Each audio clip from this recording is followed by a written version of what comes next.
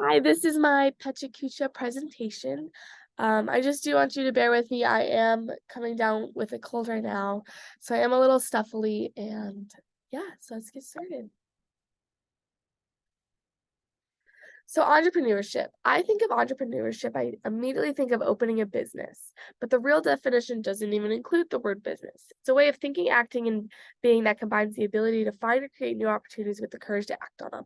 Every single slide in this presentation, I drew myself on how I view what I'm talking about. So obviously versus business word versus what it actually is.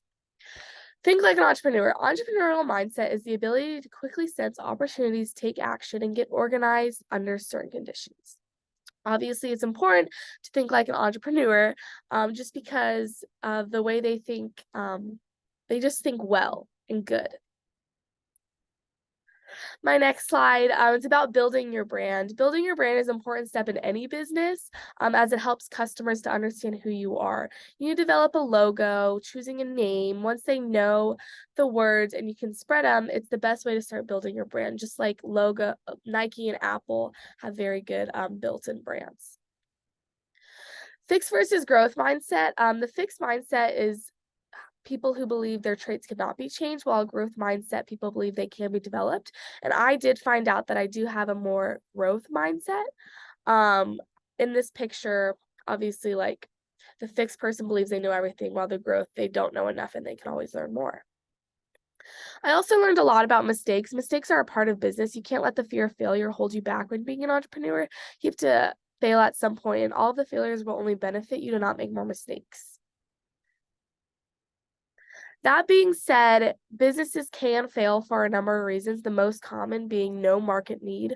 All entrepreneurs experience small fails where they can learn to change directions and pivot. No market need is about a 42% failure for business. And then knowing and identifying your customers is also beneficial. The end users of your business are who is actually going to use your product, so it is best to directly target them. Who they are, their age groups, what they like, and what and why and what they do are the things that can be targeted. So TAM, SAM, and SOM, I did take a marketing class before this one, and I have never learned about TAM, SAM, or SOM before. TAM is total available market demand. SAM is serviceable available market. That's who you intend to target, and SOM is share of market, and that's who you can realistically achieve, and they all fit within one another. And then crowdfunding. Crowdfunding I have never also heard of before this class, but I always wondered how people have enough money to immediately build their product or start a business unless they want to take out a loan, which is not always the case for many people. But I learned that crowdfunding is a form of outsourcing in the practice of funding a project or venture by raising money from many people, and it's usually through the internet. Kickstarter is a form of crowdfunding that I learned about that focus on creativity and innovation. You have to set a funding goal though, and people will invest in the money, but unfortunately, if you don't make your goal, then you don't get the invested money. Testing is also a big part of a business idea, and I didn't realize how many testing options were there. I knew some of them, like interview, advertising, paper testing, and button to nowhere, although I didn't know that specific name. But I didn't realize, like the Wizard of Oz, I just thought that was a super funny name for them. Because the person behind the screen, it just makes no sense to correlate to Wizard of Oz. And then mind dumping. Mind dumping for many people, it's hard to immediately come up with an idea right away, but it's the act of dumping out everything in one's brain onto a piece of paper. And I really enjoyed the mind dumping that we did at class. I feel like it helped me really come up with an idea for pitches.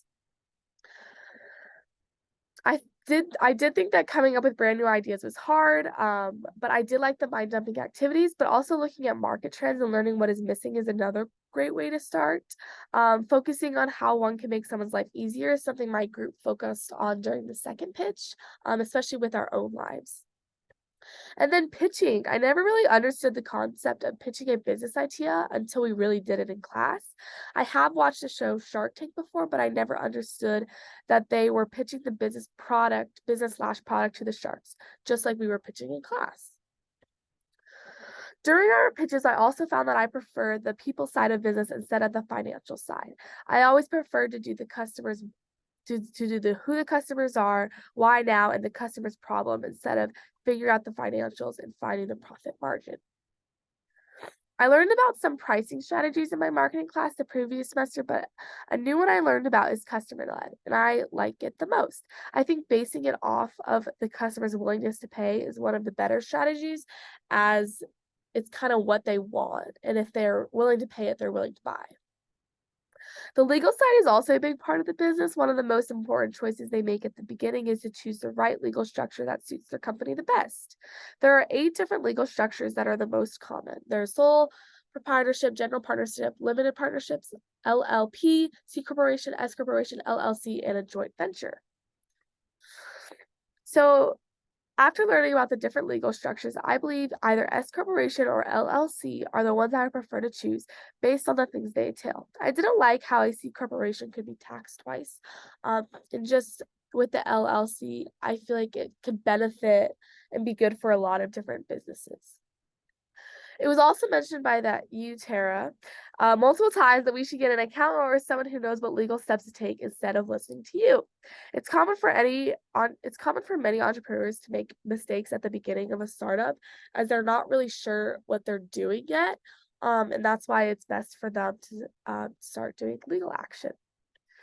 During the pitches, a lot of groups took the route of marketing and reaching customers through the use of social media. I believe this is due to the popularity and increasing use of social media has on our lives, but there are other ways to reach customers through networking, newspapers, ads, and word of mouth. And that is the end of my Pecha Kucha presentation. And I did draw all of these pictures that were included in the slides. Thank you for listening.